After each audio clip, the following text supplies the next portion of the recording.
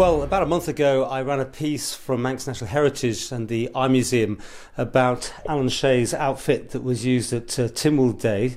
I'm glad that to say that I'm talking to Alan and also Stephen here, who have been partners for a long time, and we're both, obviously, you were also involved in this decision that long ago.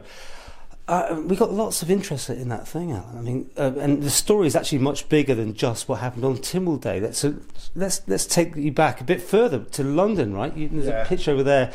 You were wearing the actual Marks and Spencer's outfit in London at Pride, was it? Yeah, at London Gay Pride. I took the costume there to show outrage, and they invited me to wear it on the Gay Pride event, which I did. But on the costume at Pride was the pink triangle is there, and the phone number for the old government offices is there, but the three legs of man wasn't.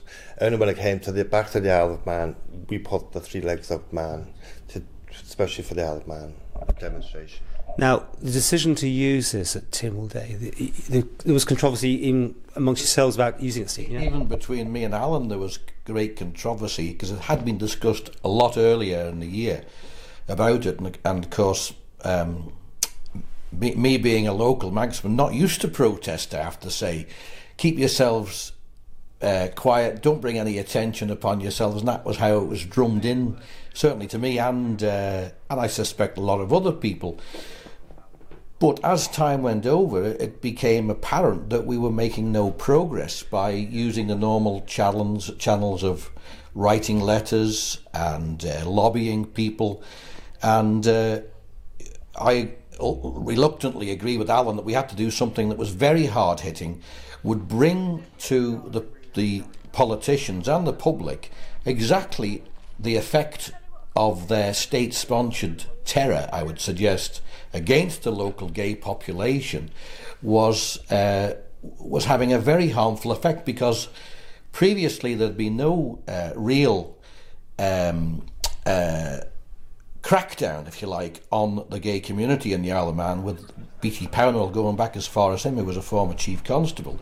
It seemed to change with the arrival of a new chief constable, and there was more of a purge against gay people, simply not even in public toilets, but were walking along the promenade home, and they were stopped because I suspect local policemen knew their sexual identity and were stopping them and really giving a difficult time for gay people.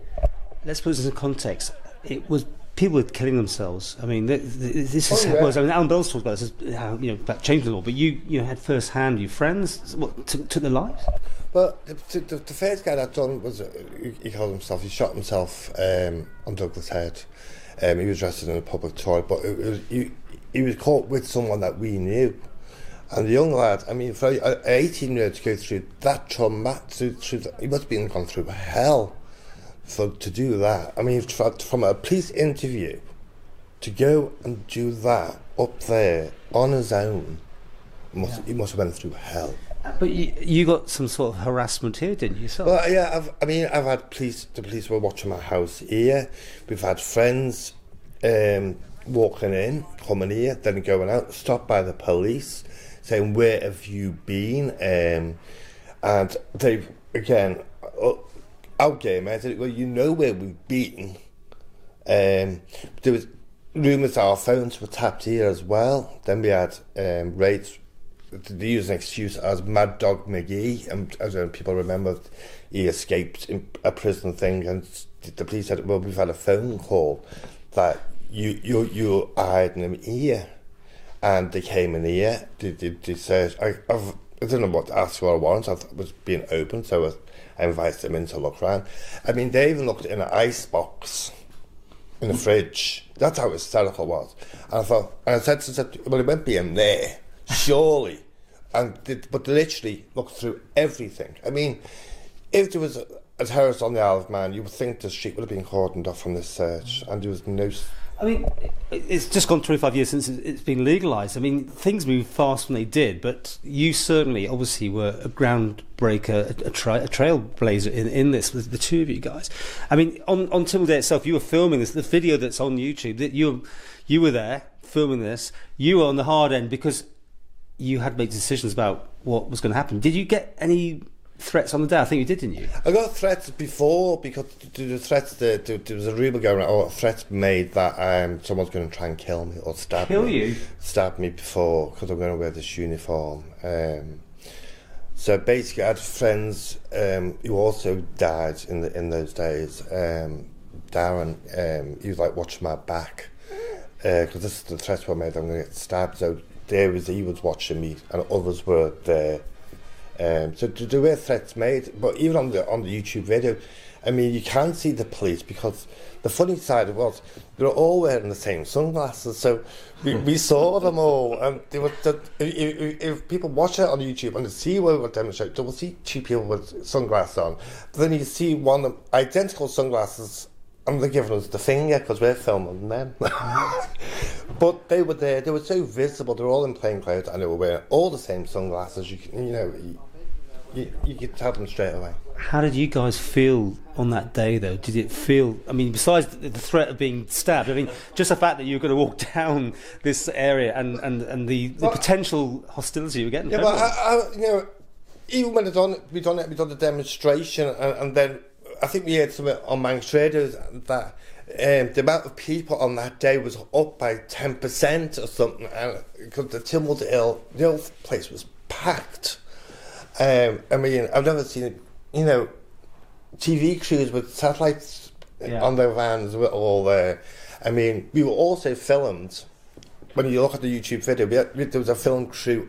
We were being filmed already, and that was from CNN.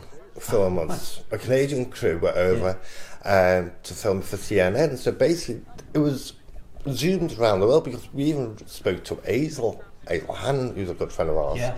And Hazel would say, and I said, I've just seen it on the telly. But it was terrifying. It was terrifying on the day because you realised really how alone you were. There was very few local gay people who wanted to come along and be associated with us, so it was very lucky for us that we had the outrage team that came from London. Alan had met them when he went over on the Pride meeting, and they said that they would come and support, and they were very understanding, and they did say that we understand the reasons why it's very difficult to get any local gay people to come and help, and it was good to have them there with us, but you did feel that sense of isolation was amplified, I suppose, on the day. And it's all maybe very quiet as you walk down, but you were getting feedback from some... I got a lot of hissing from the army, from the cadets or the army, whoever these people were lining up, all the way, right from the start to the end, was like a constant hiss, like all the way through, which made it a bit, scary. Yeah. But I did have one walking with me that I think Stephen knew, and but we walked down it, and then I ended up the costume. I'd be good at the petition. But what's scary was terrifying. Okay, we've got loads more to talk about, so we'll make this into 2 parts. We'll be back with part 2 in just a moment.